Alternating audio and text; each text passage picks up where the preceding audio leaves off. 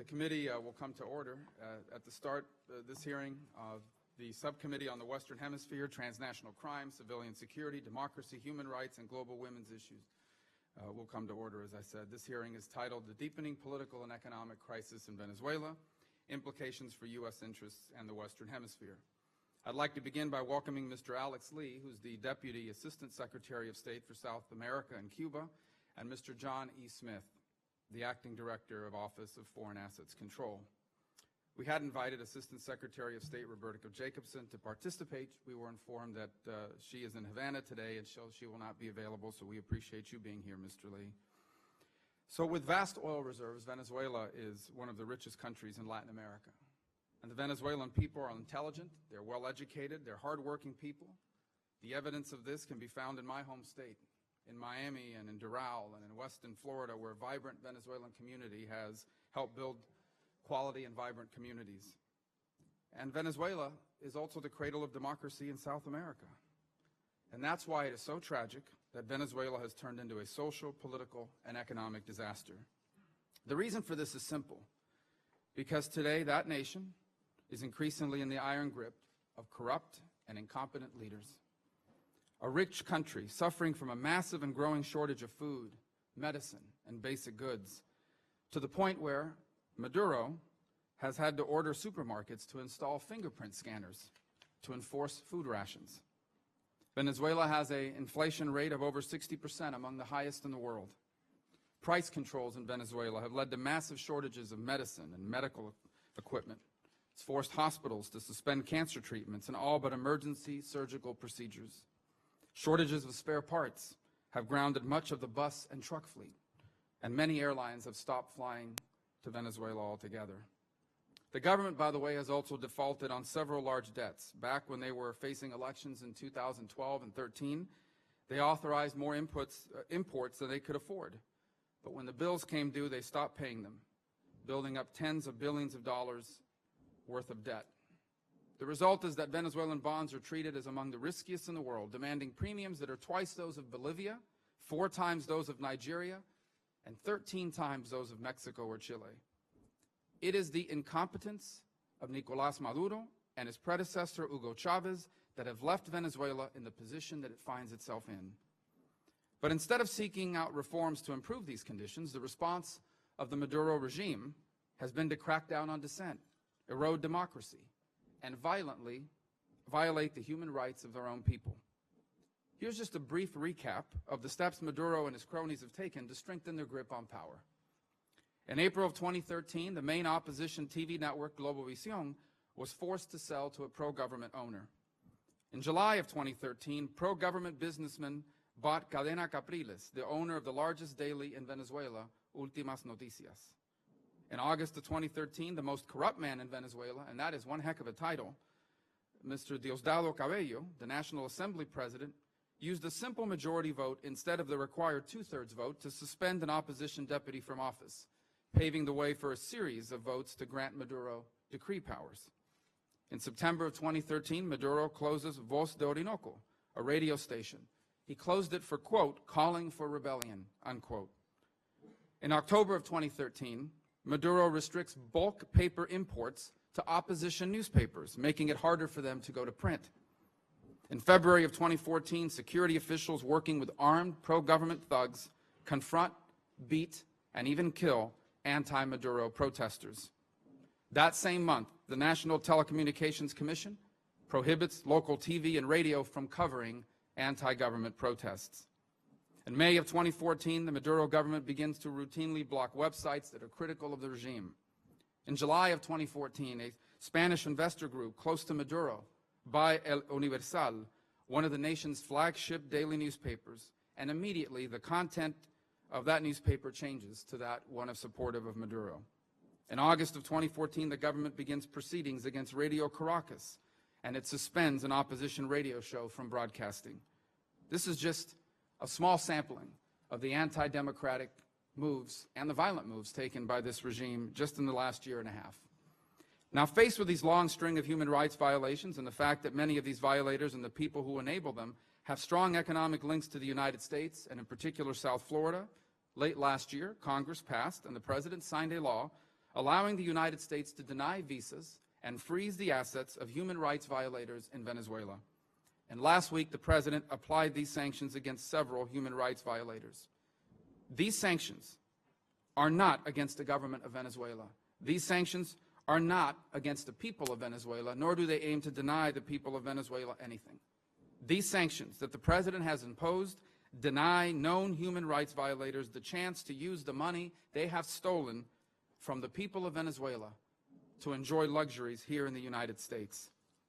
These sanctions also deny human rights violators the chance to travel freely to the United States. Faced with an economic catastrophe and dwindling public support, Nicolás Maduro has tried to use these sanctions as a way to deflect from these problems and rally people around anti-Americanism and nationalism. He has gone as far as to absurdly claim that the United States is preparing an invasion of Venezuela. And he has tried to place the opposition in a position of either supporting him or being labeled as traitors.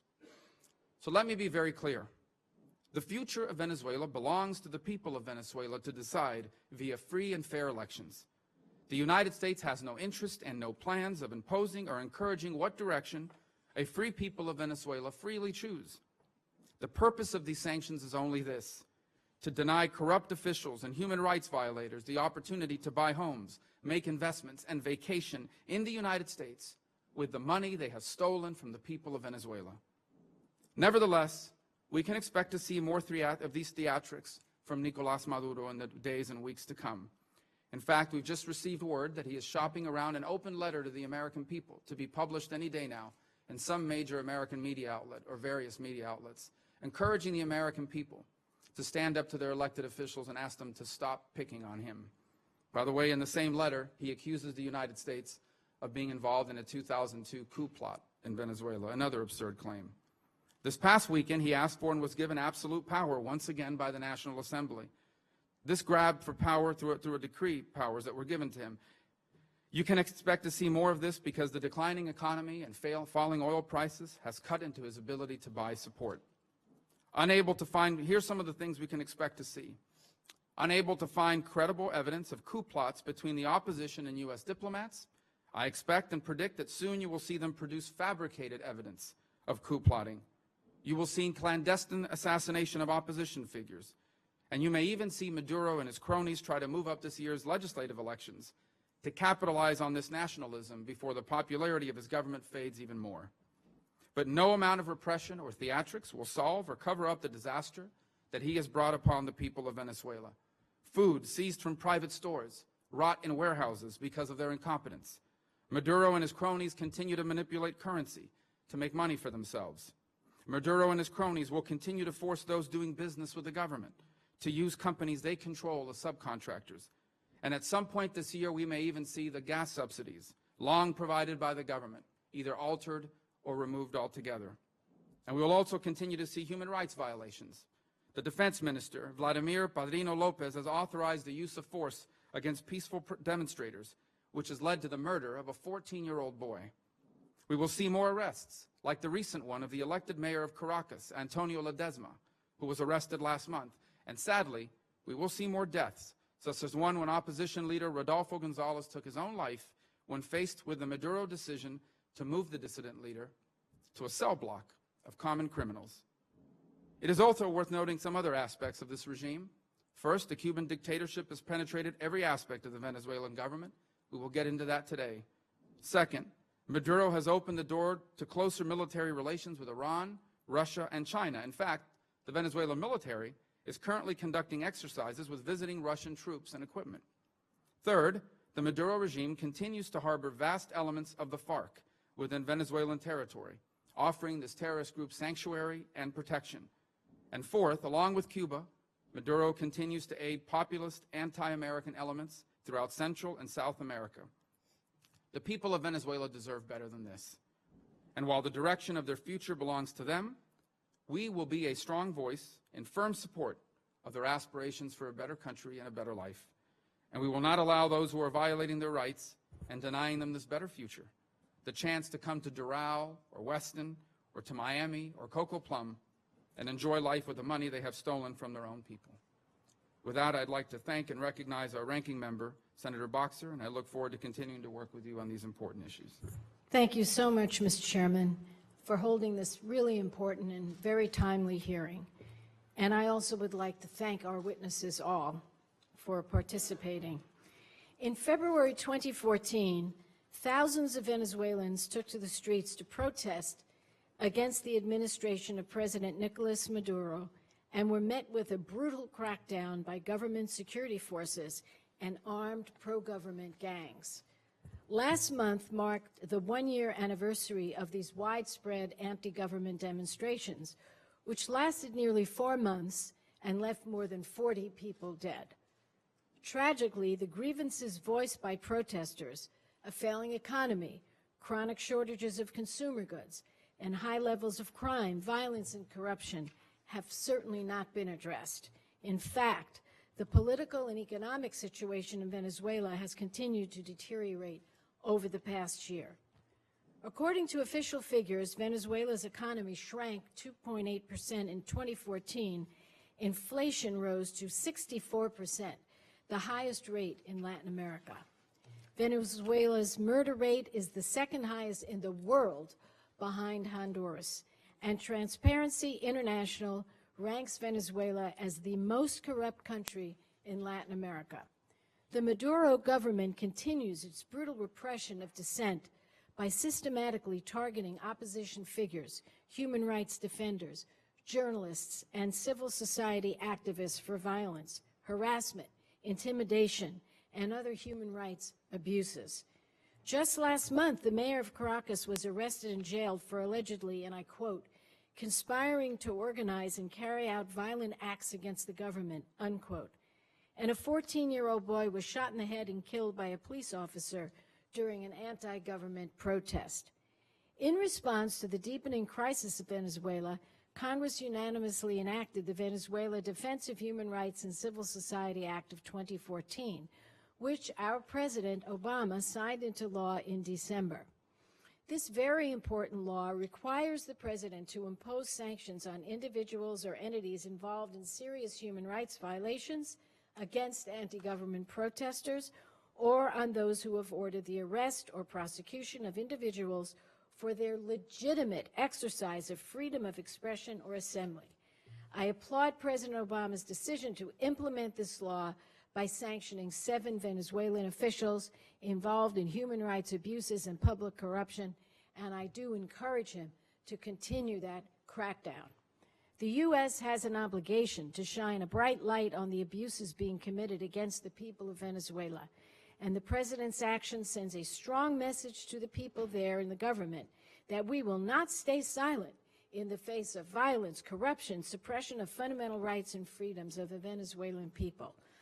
But it is also important to make clear that these sanctions directly target the perpetrators of abuses. They do not target the people of Venezuela. And as our chairman said, that is critical. We want to hurt the people who are causing all this hurt, not the ordinary people who are simply trying to survive. Today's hearing will be an important opportunity to examine the U.S. policy toward Venezuela and the role of sanctions in addressing the current economic and political crisis there. It will also help us chart a path forward in support of the people of Venezuela and their aspirations that are just like all people, a longing to be truly free and truly democratic. Thank you very much, Mr. Chairman. Thank you. The ranking member of the Foreign Relations Committee and someone who spends a tremendous amount of time on Western Hemisphere issues is here with us today, and I'd like to recognize him for some comment. Thank you, Mr. Chairman. Thank you and the ranking member for holding what I think is an incredibly important hearing. There are many challenges in the world that distract or diversify our attention, but this one in our own hemisphere is incredibly important.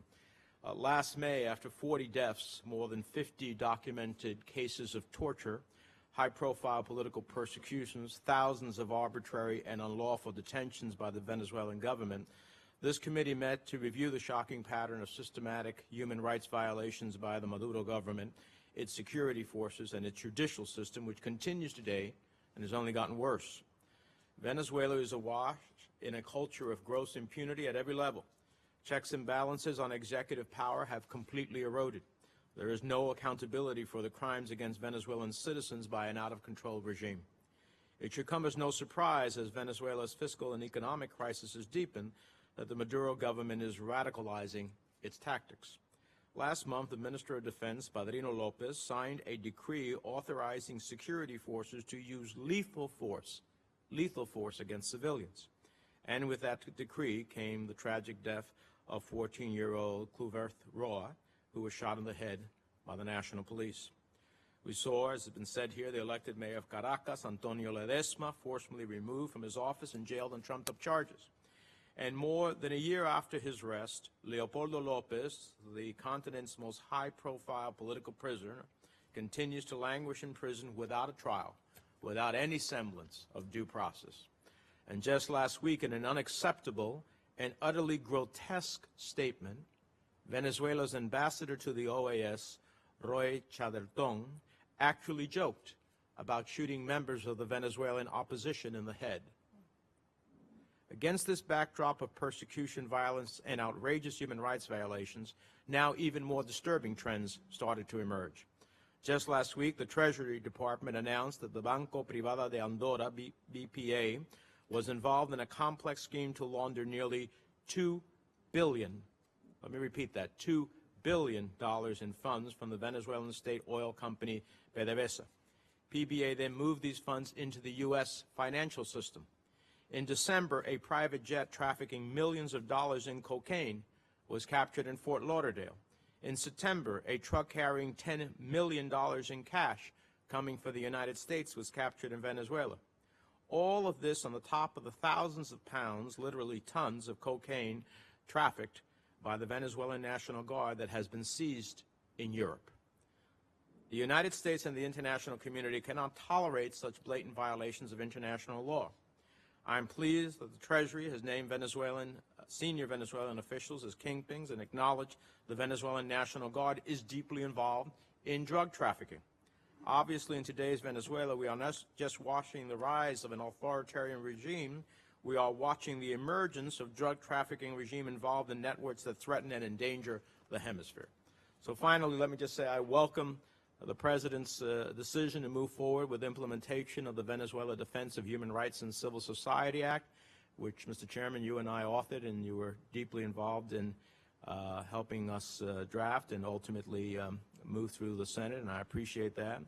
And the announcement last week of targeted sanctions against 7 Venezuelan officials, including senior members of the military, intelligence services, and judiciary. In my view, we can go further, but this is an important first step. Let me reemphasize, these are targeted sanctions against Maduro government officials, not sanctions against the people of Venezuela.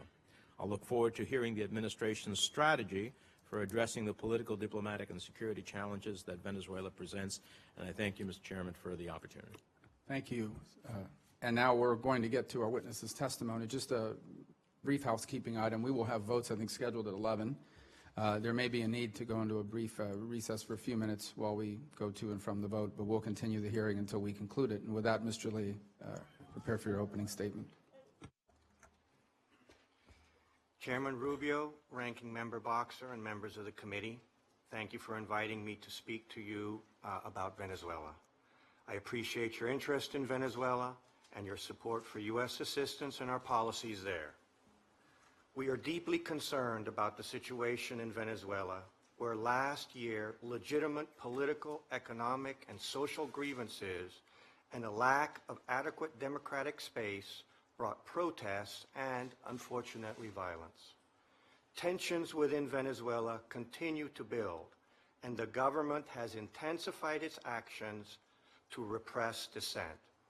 The United States has called on the Venezuelan government to respect human rights, uphold the rule of law, and engage in peaceful, inclusive dialogue with Venezuelans across the political spectrum to alleviate the current tension. We have called on the Venezuelan government to release Mayor Antonio Ledesma, opposition leader Leopoldo Lopez, Mayor Daniel Ceballos, and others it has unjustly jailed, including dozens of students. We have encouraged the government to improve the climate of respect for human rights and fundamental freedoms including respect for the freedoms of peaceful assembly and association. I know this committee shares our concerns, and we welcome your strong support for democracy in Venezuela. Venezuela's problems cannot be solved by criminalizing legitimate democratic dissent. These actions appear to be a clear attempt by the Venezuelan government to divert attention from that country's economic and political problems. Rather than imprisoning and intimidating its critics, we believe the Venezuelan government should focus on finding real solutions through democratic dialogue. We will not refrain from speaking out about human rights abuses in Venezuela.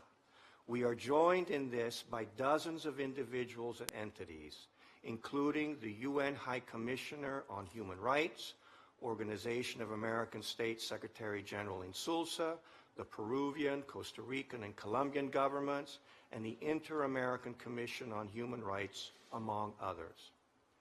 Advancing human rights and democratic processes are a key U.S. foreign policy objective.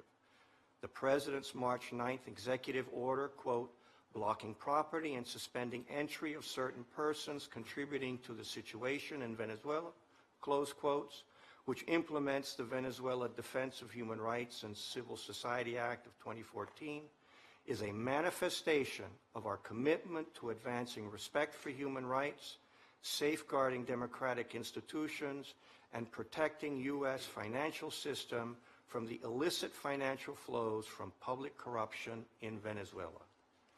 Executive Order 13692 is aimed at persons involved in or responsible for certain conduct in Venezuela, including actions that undermine democratic processes or institutions, the use of violence or conduct that constitutes human rights violations and abuses, including in response to anti-government protests, actions that prohibit, limit, or penalize the exercise of freedom of expression or peaceful assembly, as well as public corruption by senior government officials in Venezuela. The executive order does not, repeat, does not target the people or the economy of Venezuela. I want to be clear. It is not our policy or intent to promote instability in Venezuela or to endorse solutions to Venezuela's problems that are inconsistent with its own legal system. The United States is not seeking the downfall of the Venezuelan government, nor trying to sabotage the Venezuelan economy.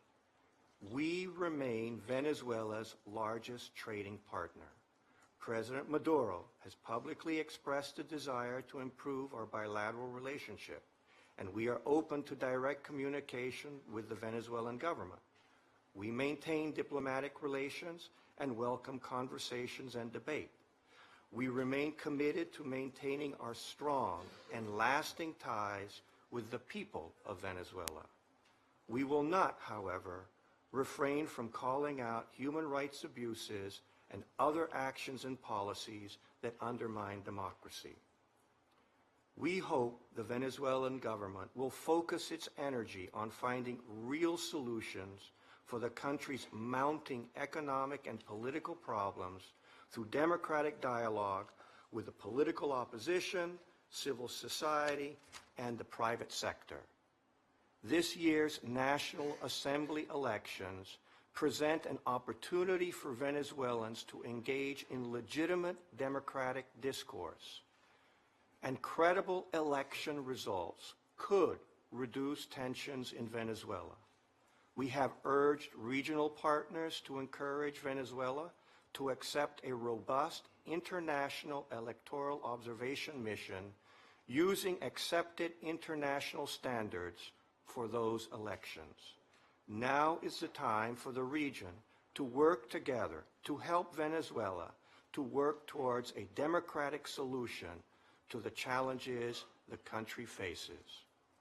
We will also continue to work closely with Congress and others in the region to support greater political expression in Venezuela and to encourage the Venezuelan government to live up to its required commitments to democracy and human rights as articulated in the OAS Charter, the Inter-American Democratic Charter, and other relevant instruments.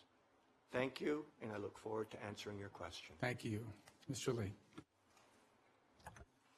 Chairman Rubio, Ranking Member Boxer, distinguished members of the committee, thank you for the invitation to appear before you today at this important hearing on political and economic developments in Venezuela, the human rights situation in the country, and the implication of these topics for regional stability and U.S. interests. I'll address the administration's implementation of the sanctions measures in the Venezuela Defense of Human Rights and Civil Society Act of 2014, which was signed into law in December. On March 9th, the President issued an executive order declaring a national emergency with respect to the situation in Venezuela, which is a prerequisite for the imposition of economic sanctions under the International Emergency Economic Powers Act. The executive order, which implements the targeted economic sanctions contained in the Act and builds on them in key respects, imposes economic sanctions on persons listed in an annex to the order and any persons determined by the Secretary of the Treasury in consultation with the Secretary of State to have engaged in or to have been responsible for certain enumerated activities in relation to Venezuela, such as undermining democratic processes or institutions, committing serious abuses or violations of human rights, limiting or penalizing the exercise of freedom of expression or peaceful assembly, or being involved in public corruption by senior Venezuelan government officials. The executive order also contains a status-based authority targeting current or former officials of the government of Venezuela, which gives the Secretary of the Treasury additional flexibility to go after targets of concern for which there may be limitations on our ability to designate under the other conduct-based authorities. The President named 7 Venezuelan individuals in the annex to the order. The property and interest in property of these individuals are blocked, meaning their assets within U.S. jurisdiction are frozen, and U.S. persons are prohibited from engaging in any transactions or dealings with them. Last week's action imposing sanctions on 7 individuals focused on those involved in human rights abuses and the persecution of political opponents connected to the events surrounding the February 2014 protests highlighted in the Act. Most of the individuals targeted are currently or were formerly associated with Venezuela's National Guard, the Armed Forces, the Intelligence Service, or the National Police, members of which played key roles in repression against individuals involved in the protests. The executive order also targeted a national-level prosecutor who was charged, based in part on implausible and/or fabricated information, several opposition members with conspiring to assassinate or overthrow President Maduro. Mr. Chairman, I want to acknowledge the leadership you have demonstrated on this issue, and I note that 6 of the 7 targets in the annex to the executive order were included in your list of individuals published last May. In addition to implementing the Act, the order expands the designation criteria beyond the requirements of the Act. This will allow greater targeting flexibility and the highlighting, targeting, and deterrence of additional problematic behavior that is ongoing in Venezuela. We remain committed to defending human rights, advancing democratic governance, and protecting the U.S. financial system from abuse.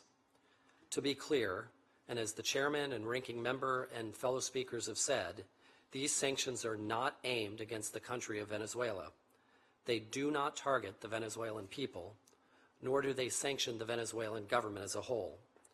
To the contrary, this remains a targeted sanctions program focused tightly and precisely on bad actors undermining Venezuela's democracy, violating the human rights of its citizens, and diverted much-needing economic resources for personal gain, resources that could and should be invested for the public good. Turning specifically to the sanctions program's focus on public corruption in Venezuela, I'd echo President Obama, who has said that fighting corruption is one of the great struggles of our time. Corruption, beyond its unethical nature, siphons off important resources that could be used to feed children or build schools and infrastructure that promote development.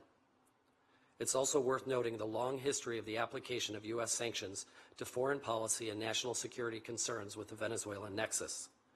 Even before this past year's events, we have not hesitated to designate Venezuelan banks and other companies for their connections with Iranian entities sanctioned for nuclear proliferation activities, as well as designating Venezuelan targets for their links to narcotics trafficking.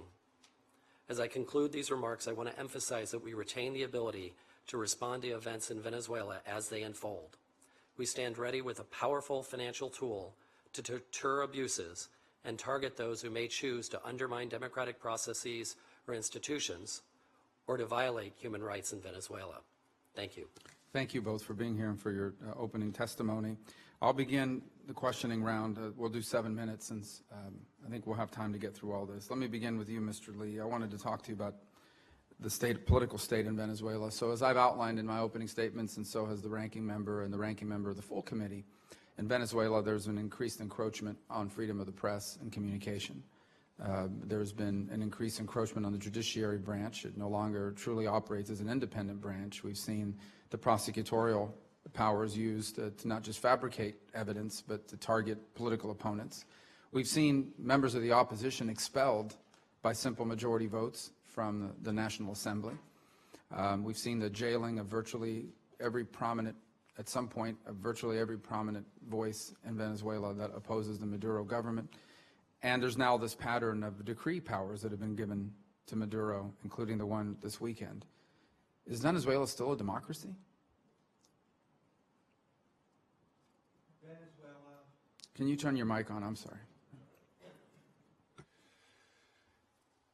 The Venezuelan electoral system is actually quite good in terms of the mechanical process. What the government has done is used a variety of means: gerrymandering, massive use of public funds, trumped up charges against key opposition people, a systematic undermining of the independence of the media to tilt all the electoral ground in its favor. That still does not change the reality of how Venezuelans view the situation in Venezuela or how they perceive the government's handling.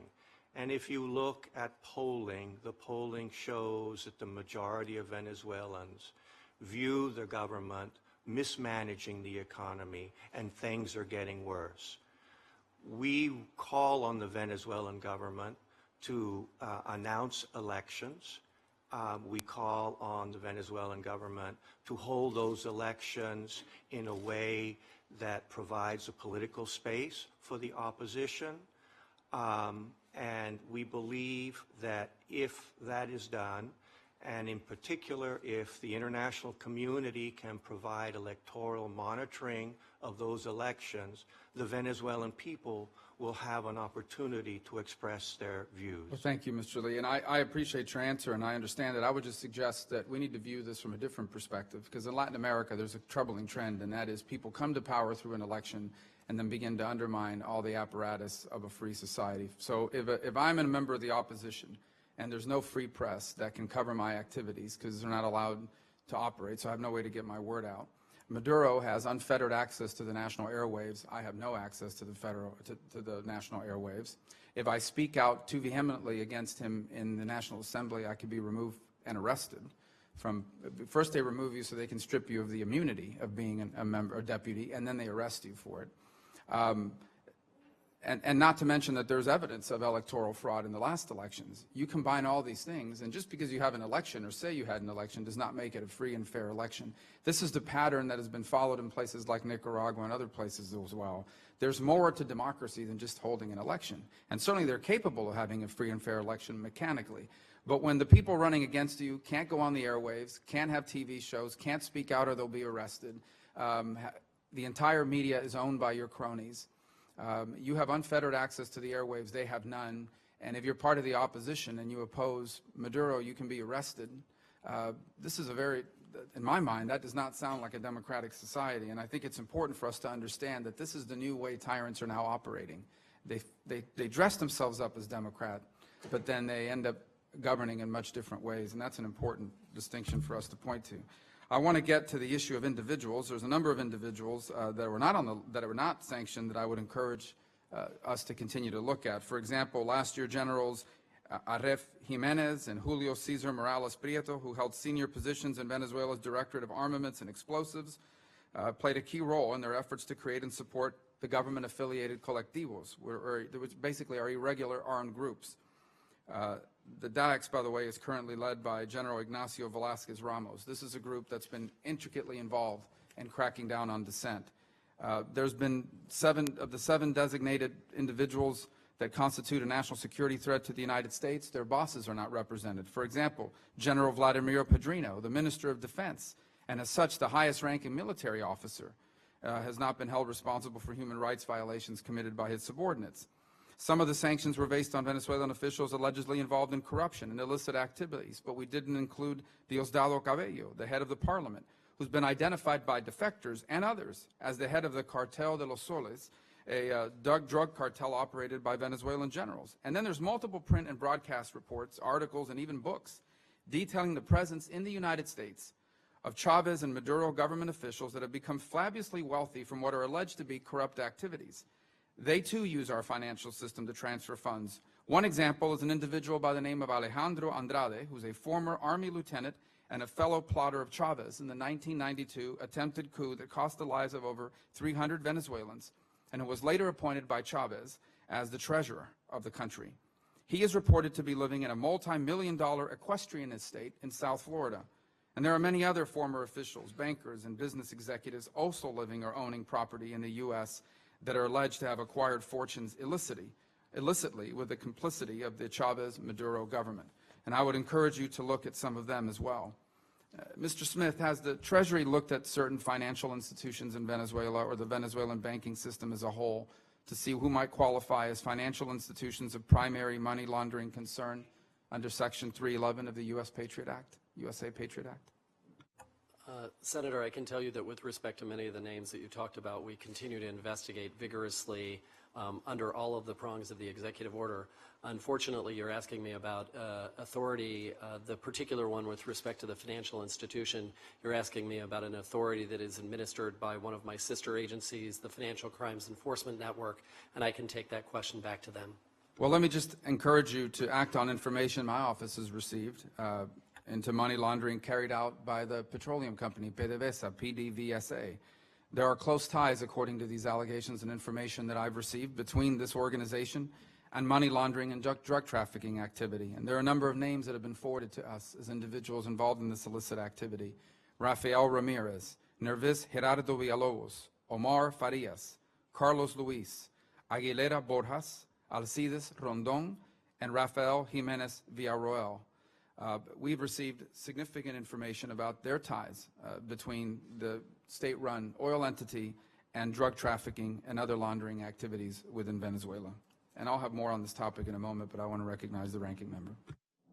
Thanks so much, Mr. Chairman.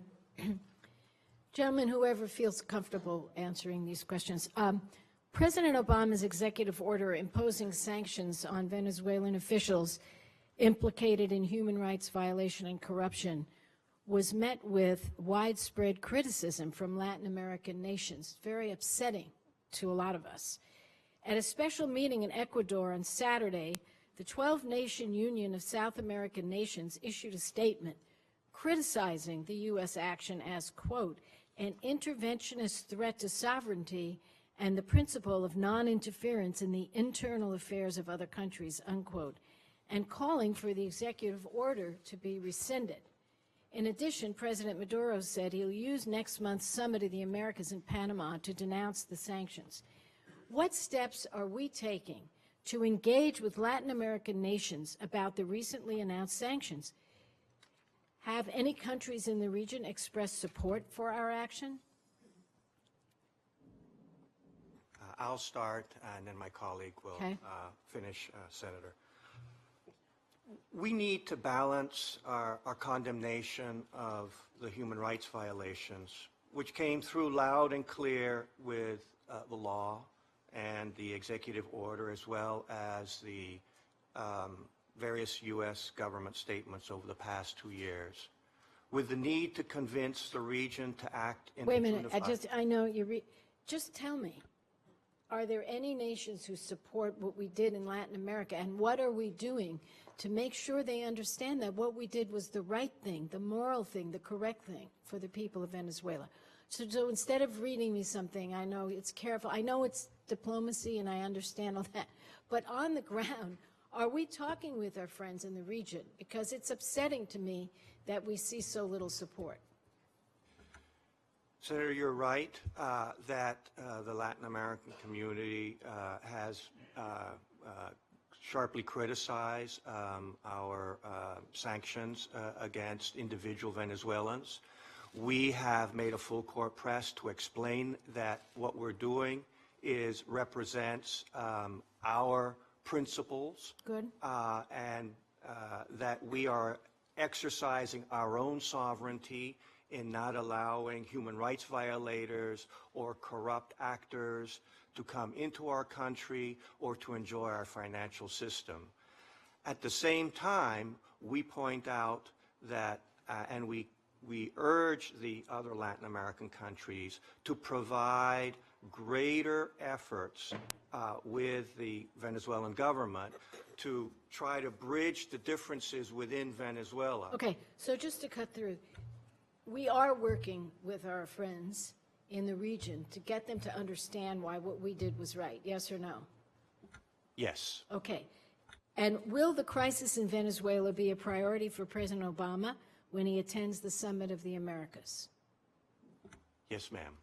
And how do U.S. sanctions fit into a broader U.S. strategy to address the growing crisis in Venezuela? In other words, what else are we doing beside the sanctions, beside talking to other nations? Do we have anything else that we're working on? The greatest chance for Venezuela to solve its problems is holding a credible electoral process. And for that, we need to work with the community, the international community, particularly Venezuela's neighbors. And we were encouraged that UNASUR recently, after its meeting in Quito, issued for the first time a statement that has called on Venezuelans to engage in dialogue and to hold an election to try to bridge the differences. And we believe that is a positive step forward. We would like the Latin American, our Latin American partners to more vigorously champion the need for an electoral monitoring mission in Venezuela.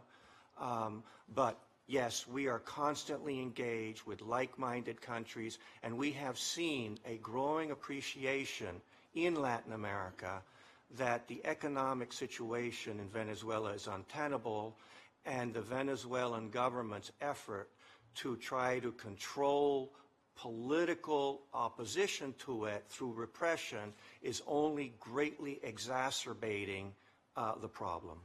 Well, I want to say thank you for that. I agree with you that this upcoming election is critical. It's absolutely critical. And I agreed with the comments made by my chairman here about, you know, having a vote and then having someone elected and declaring martial law and taking over and saying, I can just decree this and that and the other. That's what's going on. But later this year, Venezuela is expected to hold their parliamentary elections. And opposition leaders view these elections as an important chance to gain seats in the assembly, enable the opposition to put pressure on Maduro, particularly as his approval ratings have plummeted. So your point of focusing on the election, I really appreciate that. And I think that's what we should all focus on, because I think clearly, if you look at what the people are saying in terms of their suffering and the rest, this could be a very important turning point, this election, if it's free and fair. And I'm concerned about the lack of support in the region for our sanctions, and I think we should tell, as you are already, our friends in the region, this is our right as a nation not to allow people to come in here with their funding and hide their money and all the rest of it. That's our right as a sovereign nation. And if we can build support, pivot to this upcoming election, I think it's absolutely crucial. And if it's not free and fair, and if there's suppression, it's very dangerous. So I want to, again, thank my chairman for these very important hearings and thank both of you for your contribution. Thank you, Senator Boxer. Senator Gardner. Thank you all to the witnesses for being here today, and I join Chairman Rubio and other members of the subcommittee in expressing my utmost concern about the state of affairs in Venezuela. Given his dwindling public support, it seems that President Maduro has inherited all the authoritarian instincts of the late Hugo Chavez, but none of his charm. I commend the administration for imposing additional sanctions on Venezuelan officials last week, though that action has predictably ushered in a hysterical reaction from Caracas. I look forward to working with the committee to ensure that genuine democracy returns to Venezuela in our lifetime. We've had a lot of conversations this morning about the elections and the order. And so, given the U.S. sanctions announcement, the Venezuelan National Assembly, as mentioned, granted President Maduro the power to govern by decree until the end of 2015. Mr. Lee, you talked about the mechanical process of elections being good or sound in Venezuela, at least at this point. Do you see, leading up to the elections, this governing, this decree power, and what should we look forward? Do you see it impacting the election, and what should we look for in terms of their ability to tilt the playing field, as you mentioned, some of the things they have been trying to do in the past?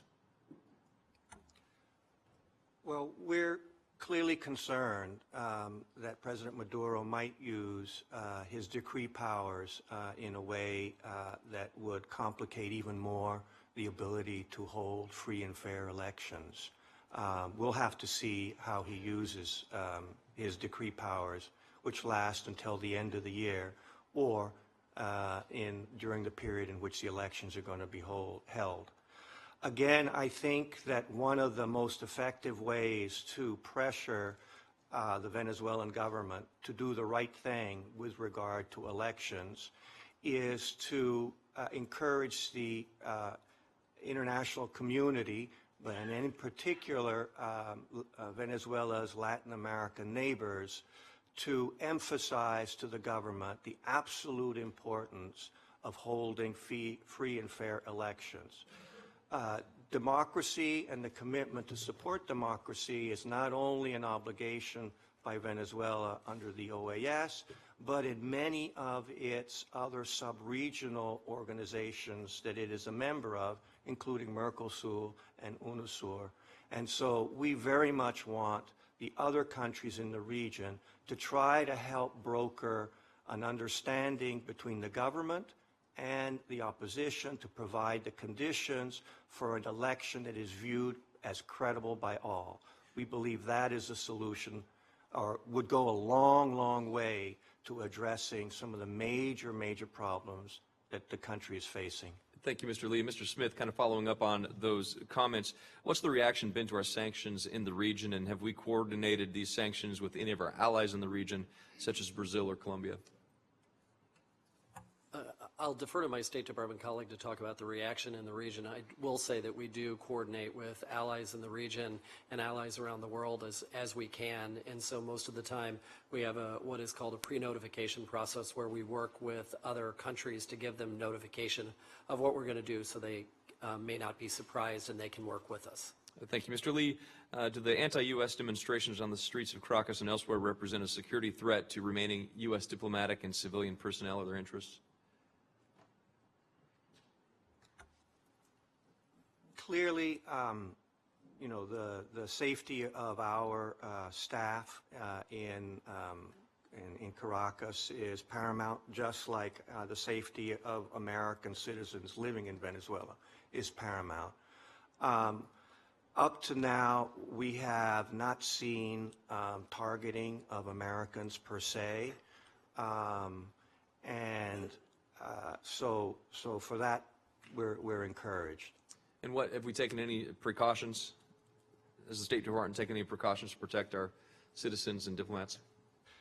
Yes, sir. We have a system to notify Americans residing in Venezuela whenever we are aware of information suggesting that Americans may be targeted or there may be disturbances. And so we have a network that we use to get that information out. Our embassy also is constantly reviewing its posture with respect to any possible disturbances. And so this is something that we just do as a matter of course. Mr. Chairman, I know we have votes coming up, so I will yield back my time so that you can get some other questions. Thanks. Thank you. Senator Menendez. Thank you, Mr. Chairman. Mr. Lee, I listened to your statement, and I have to wonder. I don't know why one would even suggest or have to feel the necessity to say that we are not trying to promote instability in Venezuela. We clearly are not trying to promote instability in Venezuela. But if we're going to make that statement about human rights and democracy any place in the world, forget about Venezuela, we're in a sad state of affairs. This is not an American view. This is what the OAS Charter says. This is what the Inter-American Democratic Charter says. This is what the UN Convention on the UN Declaration of Human Rights entails. So, you know, when you say that, and then when you say, and I can't believe that you included it in your opening remarks, suggesting that President Maduro wants to improve our bilateral relationships. Yeah, that's a good way to do it, by unilaterally striking at reducing our embassy and taking a whole host of other aggressive and active postures against the United States. It boggles my imagination. It also worries me when the State Department, in a different context, I know you were down in Cuba before all the announcements. I guess I should have seen your effusiveness as a sign of things to come. And then see that others in the department talked about it's not who you invite to the table speaking to the Summit of the Americas, but what you speak about. Well, here we are with both Cuba, which of course has no democracy and human rights, and Venezuela, under which democracy and human rights are a deep threat. And I don't get the sense that the State Department has the drive and the conviction of these views by actions. I'm sure, I think it would be fair to say that we allowed the Latin Americans, when Senator Rubio and I were pursuing the legislation which we thought was necessary to do, we were asked by the administration and told by the administration we're trying to allow our Latin American partners to get Maduro to move in a different direction. Isn't that fair to say that we did try, we gave them space and time to try to achieve that? Yes, you did. Okay. And they did not succeed. Now, I look at the President's own declaration, which I applaud, and I look at drug trafficking. Where do drugs end up? They end up in the streets of our cities. They end up addicting our young people. That is a national security threat. That would be whether it's Venezuela or any other part of the world. When you look at the amount of drug trafficking that is taken by Venezuela, when you look at the specifics of our own administration naming the Venezuelan National Guard as part of this process, I just don't quite get it as it relates to the statements that are made by the department. The Venezuelan National Guard, members of the military directly involved in narcotics trafficking. Mr. Smith, we have this $2 billion. This comes after. $2 billion. This is, I don't know about even here, that's not chump change. $2 billion that ultimately works its way into the U.S. financial system. $2 billion taken from the people of Venezuela, because PDVSA is in essence the national patrimony of Venezuela. And I think the people of Venezuela, who are suffering enormously as a result of the Maduro government, would be far better off with having those $2 billion in Venezuela helping their lives. So how are we acting as it relates to these $2 billion that made its way into the United States financial system? So, sir, I can say the Treasury Department has been engaged in vigorous actions across the board, and for many of the activities that you've been talking about, we've been working for years on narcotics trafficking. We've designated across the board narcotics traffickers. I appreciate when you it. ask Talk to about me the about the $2 billion. When you ask about the $2 billion, that was an action that one of my sister agencies, the Financial Crimes Enforcement Network, took, and that's the agency that I'd have to refer this question back to.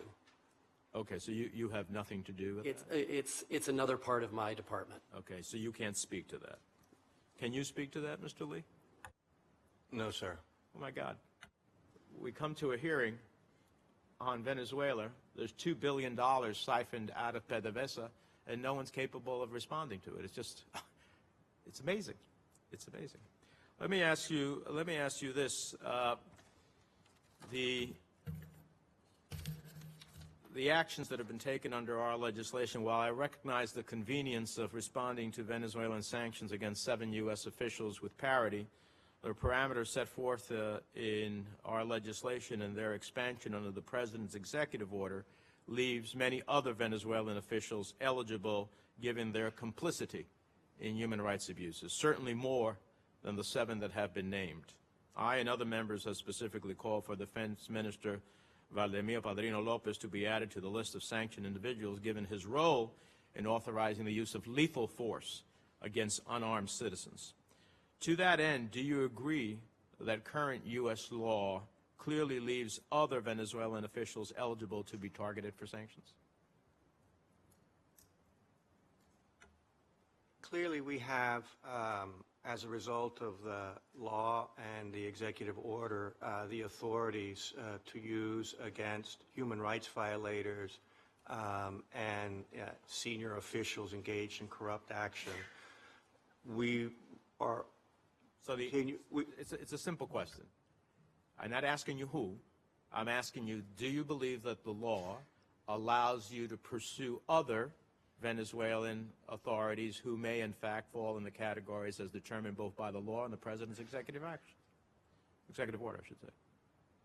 Yes. Or Mr. Smith, if you're the appropriate person. Yes. Sorry. Yes, okay. And finally, can you tell me what we are doing about how OFAC makes a kingpin designation? What are the implications and consequences in pursuing kingpin designations, which several people here have been in Venezuela? Sure. The OFAC works with a broad interagency group that is specified in the statute to make kingpin designations. We gather the evidence, we compile it, we run it through to make sure that there are no law enforcement or intelligence equities, and then we make the kingpin designations. The President has the authority to make what are called the Tier 1 designations of significant foreign trafficking individuals or entities, and then OFAC has the authority to make those that are Tier 2, the material support and others. Last year we did over 200 Kingpin Act designations. It's one of our most active programs, and we continue to pursue those vigorously. All right. Thank you, sir. Thank you. Senator Perdue. Thank you, Mr. Chairman. I'll be very brief. We have a vote coming up, and I would ask the panel to be brief. I just have a couple of questions. First of all, the U.S. is enabling a dictatorial regime in Venezuela, in my mind, as it continues to routinely violate human rights affairs there in Venezuela. I would argue primarily because we continue to rely on imports of oil produced in their state-run enterprises.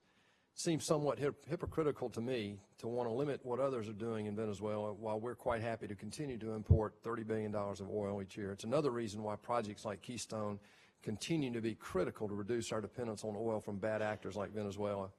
But I want to go to a separate issue, and that is Cuba.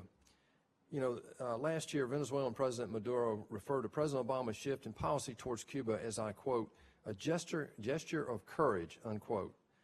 Will this opening of U.S. relations with Cuba hurt or help our situation in trying to change behavior with Maduro?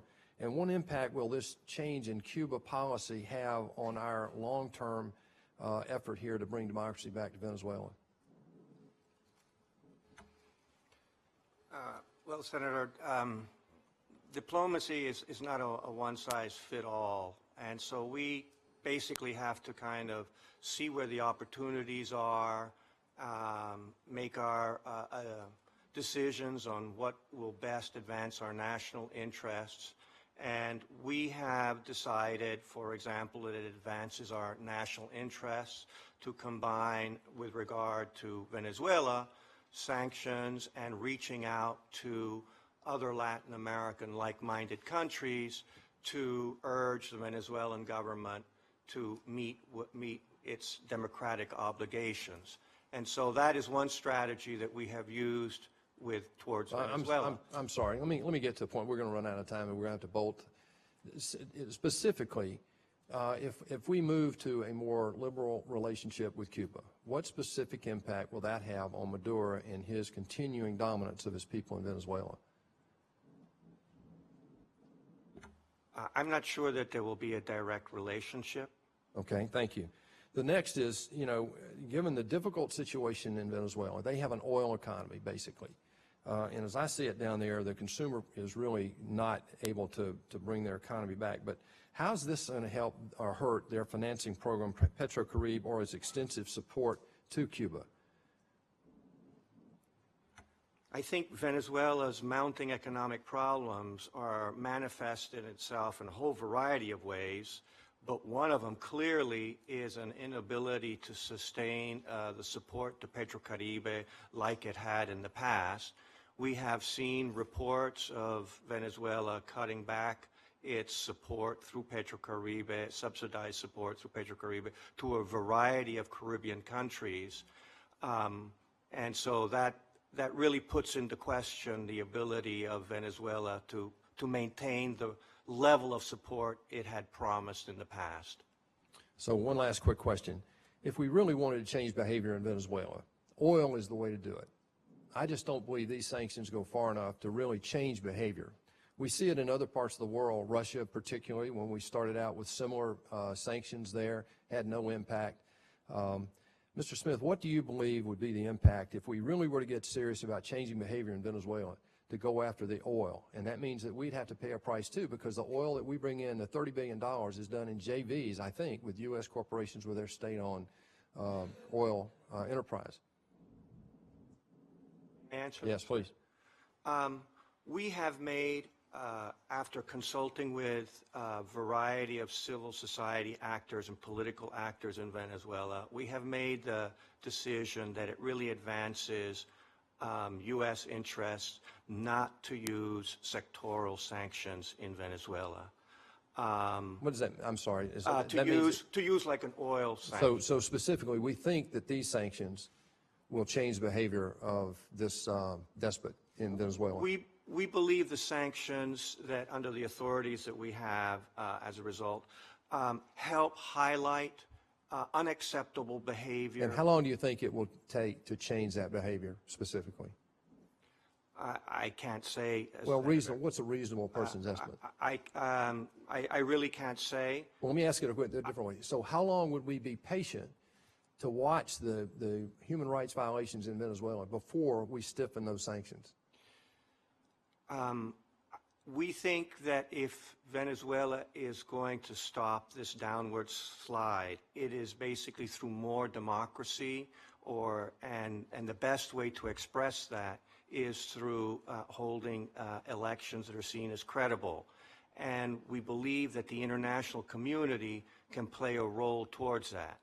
I think we need to combine the use of sanctions against individuals in order to express our democratic principles.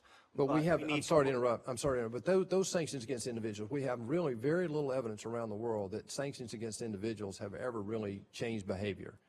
So I think it's more a question now. Let's see how long it's going to take. My question is what's a reasonable expectation on our part of these sanctions relative to changing behavior? It's one thing to have an election, as we just talked about, but to have a credible election, to give a free vote for the people down there. I mean, what should be a reasonable time frame while we wait for these to take effect? I can't say, sir. Okay. Thank you very much. Thank you. I'm going to wait for Senator Kane to return because we're in the middle of this vote, and I appreciate your question. So let me, Mr. Lee, just touch on the issue of human rights. They've been well documented. We know some of them have already happened. I want to inform you of a couple more that I hope that the State Department will look at closely as we continue to examine other people that can be sanctioned. The first is, have you been made aware of a facility that's colloquially referred to as La Tumba, the tomb? Have you heard that term? No, sir. Okay, well, let me tell you about it based on the information we've received. It's a detention area that's located 4 stories below the Plaza Venezuela, which is a 7 station where detainees are held captive in 2 to 3 meter-sized rooms. They're subjected to minimum temperatures and permanent neon lighting and denied sunlight so that they can become disoriented and suffer physical and psychological deterioration. We've also received information that Gabriel Valles, Gerardo Carrero, and Laurent Sale have been held captive in that facility and are subjected to this torture, that the purpose of this treatment is to coerce from them false testimony against members of the opposition. I also want to make you aware of the circumstances surrounding the death of Rodolfo Gonzalez. The information we've received, obviously he was an opposition activist, a senior citizen, and he was jailed in a 7 facility beginning in April of 2014, supposedly for conspiring against the government, which was actually false. During this time, he was visited by Iris Varela, who is the Minister of the National Prison System, days before his apparent suicide while in custody. And according to the information we have received, Varela threatened to transfer him to a general population prison, basically with common criminals, not other common criminals. He was instructed to gather his personal belongings, and he was even taken to a prison medic for an examination prior to this transfer. According to the information provided to us, Mr. Gonzalez's lawyer has confirmed that he was visited by one of the individuals that is sanctioned.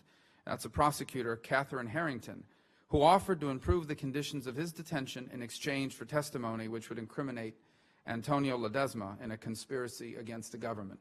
So these are just 2 recent pieces of information we've been made aware of just in the last few days that call to light the sort of human rights violations that are occurring in Venezuela. And I would encourage the State Department to take seriously as this information comes in, because it gives us more and more people that we can look at for sanctions, and also to shame them publicly. These are one day we're going to have freedom in Venezuela. There'll be a functional government again, and hopefully a better future for the Venezuelan people. And these individuals responsible for the human rights abuses are going to have to be accountable for what they're doing. So that is why it's so critical that these human rights abuses be documented now, so that in the future these individuals will be held to account for the crimes they're committing against the people of Venezuela.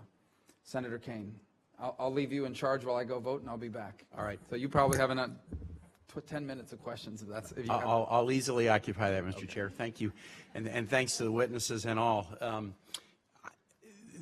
The questions that I've been here to hear, and your testimony, I think, has answered questions that I was going to ask about the internal situation in Venezuela and the relations of our sanctions to that situation, the human rights abuses. I want to talk about the relationship of what's happening in Venezuela with neighbors. So in particular, Colombia, which is such a strong ally of the United States. I was in Colombia in the middle of February, and I was actually there on a day when President Maduro came out with a fairly incendiary set of statements, not only against the United States, but also against Colombia. I mean, it just appeared the classic situation where when things are going bad at home, find somebody else to blame. That he was blaming the United States didn't strike me as that unusual. That's a classic page out of the playbook. But it was a little bit unusual, I thought, the degree of some of the rhetoric that he was leveling against Colombia. Now, that relationship is an important one. It's a complicated one. A lot of Venezuelans live in Colombia and vice versa. Venezuela has at times been sort of a haven for the FARC, and at other times has helped advance the peace discussions between the Colombian government and the FARC. Economic challenges in Venezuela could, at an important time in Colombia, even kind of a fragile time in these negotiations, push folks across the border in ways that would be destabilizing. So I was just wondering, especially you, Mr. Lee, if you would talk about the situation in Venezuela now as it might affect Colombia, who has got to be one of our best partners in the world right now. Well, I think one of the reasons why of the 3 foreign ministers that UNASUR countries sent to Venezuela, one of them was the foreign minister of Colombia. And that reflects Colombia's important stake in what happens in Venezuela.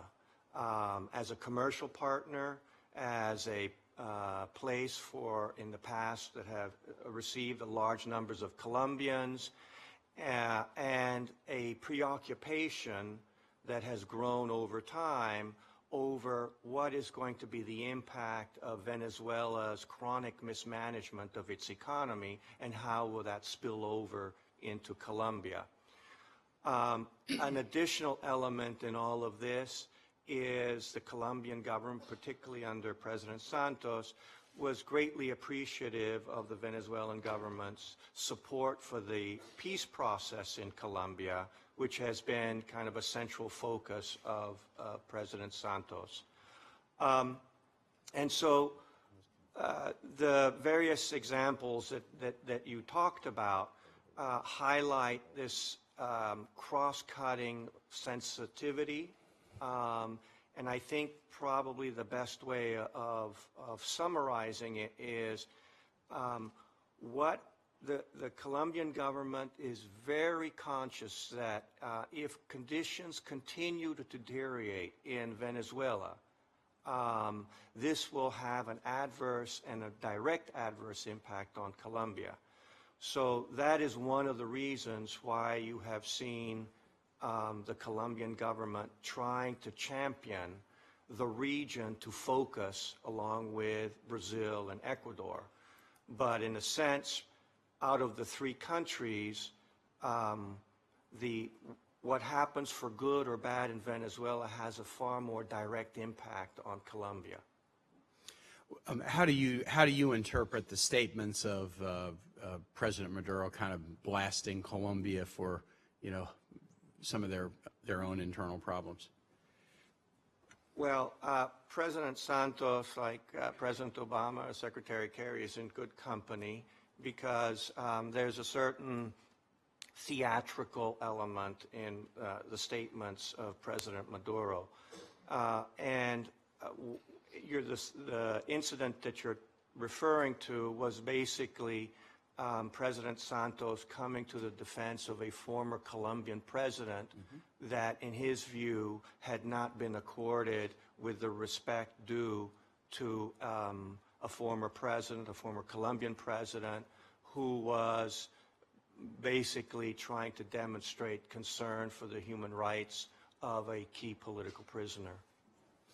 This question may have been asked when I was over voting out of the room. Talk a little bit about the current status of the situation with the reduction of embassy personnel, U.S. embassy personnel in Venezuela, and how those discussions are ongoing with respect to presence of Venezuelan embassy and consulate personnel in the United States. We have proposed to the Venezuelan government the need for bilateral discussions. We have proposed a team to meet with them so they can appreciate why we staff our mission the way they do, and also for us to share with them how we see their staffing up here. Staffing in our respective diplomatic missions is essentially a function of what the host government agrees to and our operational requirements. And I think it's important for the Venezuelan government to understand that we need a certain level of staffing in order to ensure the protection of our mission, in order to provide the level of consular services for Americans, and also to provide travel documents to Venezuelans who wish to come to the United States.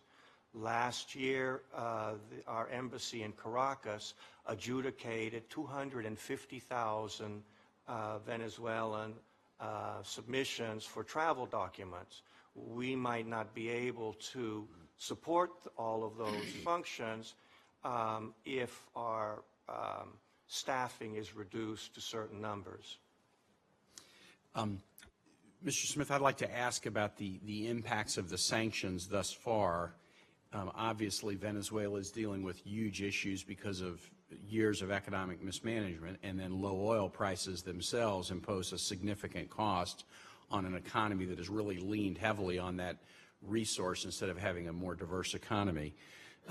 Talk a little bit about, to the extent that you can, what is the marginal effect of the sanctions from our side compared to the overall economic challenges, most of their own making that Venezuela is dealing with. Thank you, Senator. I think one of the most important things to understand about the sanctions and to remember, and that we emphasize, is that these were targeted sanctions just against the 7 individuals. So I think to the extent that it would affect Venezuela as a whole, would be any kind of concern about the idea that we could do sanctions, further sanctions with respect to the country there. I think financial institutions in the United States and around the world may be a little bit more hesitant to deal with some of the potential bad actors in the Venezuelan society and in the government because of the impact of the sanctions. But one of the things that we also emphasize with these sanctions is they were not targeted at the government of Venezuela, they were not targeted at the country of Venezuela, and they weren't targeted at the people of Venezuela. So there's been the mix of the impact. I think it would have been felt mostly on the individuals targeted and others that might believe they're to be targeted next. And just kind of thinking down the road in terms of the strategic challenge you have in a situation like this, while some would say sanctions against just a few individuals, that's not, showing the strength that they might want to see. Another argument would be, look, if there is an economic kind of collapse underway because of the mismanagement of the current government, to do bigger sanctions against the government would enable them to better say, oh, look, we're just having problems because the U.S. is doing bad things. Instead, by doing the sanctions against individuals, hopefully there would be more of an understanding among the Venezuelan population that the economic challenges they're facing are because of a government that's mismanaging the economy rather than because of the effect of the external sanctions. So I'm kind of thinking through that. That has to be, I guess, one of the balancing acts that you are using as you decide whether to make these sanctions just against individuals or against financial institutions or against the government itself. Am I correct in analyzing it that way? I can start, and I would say yes, you're right. I think one of the things that people don't recognize with sanctions is that more is not always better, that there could be some disadvantages to going out with the broad sanctions that would have significant disadvantages to the U.S. National security foreign policy relationship, not just with Venezuela, but in the region. And so what we try to do is do the correct balance to make sure that in this case what we were doing was focusing on the bad actors, those that were undermining democratic institutions and that were abusing human rights. And the purpose of the sanctions, this first salvo, was to actually show our concern with the human rights situation in Venezuela and really call attention to that. I would just add, the action that we took against the 7, and we focused on 7 very emblematic individuals who clearly had significant ties to human rights violations or corruption, and we were very confident in being able to highlight that. And that message was clearly heard. But we believe that we need to combine a statement of principle, and one of the ways of demonstrating those principles are the use of targeted sanctions against individuals, but also trying to work as best we can with like-minded countries in the region to use their influence to try to help the Venezuelan opposition broker a relationship with the Venezuelan government that would allow the political space for a credible electoral outcome in the next National Assembly elections. This particular message of working and trying to promote that discussion is much more effectively done by other countries than ourselves, and so we have to work somewhat indirectly through other countries to help that process. So it is a combination of these statements of sanctions against specific individuals, but this is all in the context of working collaboratively with like-minded countries in the region to try to influence the behavior of the Venezuelan government? We have been having, obviously, and will continue to have significant discussions about Iran in this committee and in this chamber. Talk a little bit about the current Iranian-Venezuelan relationship, the degree of Iranian influence that you see in Venezuela these days. Well, we are very vigilant about this particular relationship, which basically came into full fruition under previous Iranian and Venezuelan presidents. For the most parts of the agreements that have been reached by the two countries, or statements, have been mostly on economic or trade sets of issues. The overwhelming majority do not seem to have gone anywhere. Those joint ventures that have been established, we hear indirectly that lots of the Iranian companies complain of the conditions to operate in Venezuela, like just about any other company finds itself in Venezuela. But our particular attention is on Iranian activities, whether of their intelligence services or engaging in possible activities in money laundering, or possible actions for avoiding the sanctions on Iran. So these are all areas that we pay particularly close attention to on an ongoing basis. So I would say, yes, this is a source of concern, and this is a relationship that we pay a lot of attention to. And the last question I would like to ask is a little bit about Venezuela's influence in the region. Senator Gardner was, I think, being comical when he said the current Venezuelan leader didn't, had some of President Chavez's weaknesses, but none of the charm. Clearly, Venezuela was a regional player because of the strong personality of the previous leader, but also because of the ability to use the resource of oil to win friends and influence people. Their own economic challenges have made that harder to do. Lower oil prices have complicated that situation, and I think the point that Senator Gardner was making, that at least in terms of sort of the charismatic outreach to other nations, that is not the current president's strong suit. But that's my perception from afar. Talk a little bit about Venezuela's ability to project influence in the Americas during this time of deepening economic crisis.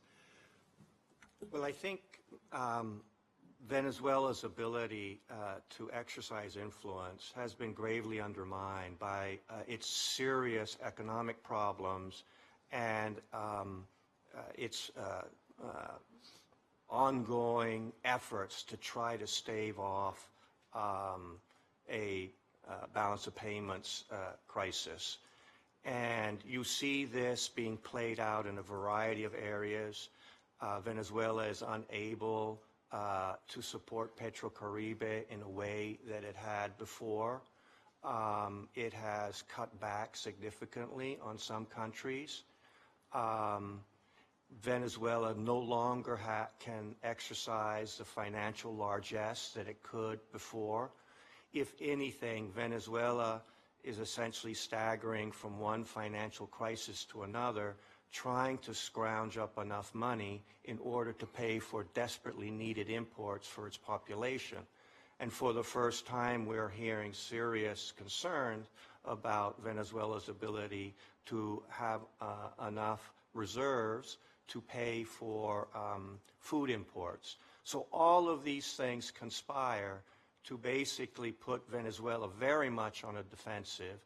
It is one of the reasons for the Venezuelan government trying ever so hard to obfuscate what is going on in Venezuela, to try to shed and put the blame on outside actors, of which we are only one. There are a variety of other countries or presidential leaders from other countries that have been identified as doing a variety of imaginary bad things to Venezuela. So all of this is I think, a reflection of the turmoil that Venezuela is finding itself. And just kind of order of magnitude, the lower oil prices has been a very good thing for the world and for the United States generally. It doesn't mean every aspect of it is good. So Colombia, a great ally, lower oil prices hurts them. But they have a more diverse economy. Talk about oil revenues as a chunk of the Venezuelan economy or a chunk of the Venezuelan governmental budget. Give me an order of magnitude so that I can understand how much this drop and likely somewhat long-term low price is going to be affecting them.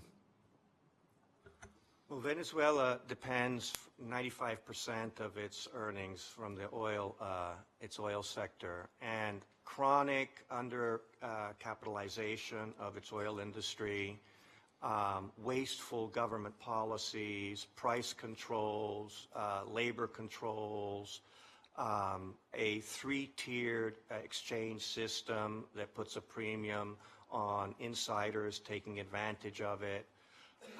All of these have conspired to make the Venezuelan economy go into recession last year, even at a time when oil prices were about $100 a barrel. Now, with oil prices half of that, Venezuela is facing a really major foreign exchange problem. And Venezuela imports now far more than it did 10 years ago. So it imports virtually everything, all of its food stuff, almost all of its consumer goods. And so you have seen a kind of a progressive deterioration of Venezuelan companies to manufacture things because they can't get the dollars necessary for the inputs to manufacture things in the country. And so that's one of the reasons why you're seeing widespread shortages and chronic shortages in the country. Now, with the drop of oil prices to $50, that can only get infinitely worse. The IMF, for example, projects that Venezuela will have suffer a contraction of 7% this year. Already, the inflation rate is projected to go from 64 to over 80%. So we're dealing with a very chaotic Venezuelan economy and a Venezuelan government that seems struggling to try to take any effective measures to arrest this downward economic slide. And I just wanted to underline that I think I heard you right. Kind of the statistic: 95% of Venezuelan government revenues are derived from the oil industry. Yes, sir. Last question, talking about the prospects for parliamentary or assembly, legislative elections, given just again from afar, but just given the recent activity, the imprisonment of political opposition leaders, even some with, significant posts, mayorships of major cities, the emergency decree entered into earlier in the month giving the president, nearly complete power. You'd have to be pessimistic about we got to keep pressing, but we shouldn't be sugarcoating and suggesting that there's a high likelihood of elections that we will feel are free and fair. Given all of the actions that are being undertaken right now, wouldn't the prospects of elections that the global community would look to be free and fair happening this year seem really, really slim? Well, Senator, this is obviously a major concern of ours because we do see free and fair elections as a necessary first step for Venezuela to try to dig itself out of the situation it's in. And so that is the reason why we highlight the importance of these elections.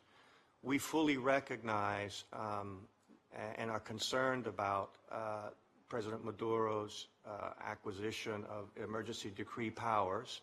We will have to see how he utilizes those. But this is why we go to all of the countries in the region to emphasize that the region as a whole has an obligation to champion a democratic solution to Venezuela's problems? I want to thank you both for your testimony. There is an ongoing vote, and so we will have a brief pause before the second panel is called up for their testimony. But to both of you, thank you very much. We will stand in a brief recess until the chair returns from voting, and then we will begin with the second panel. Thank you.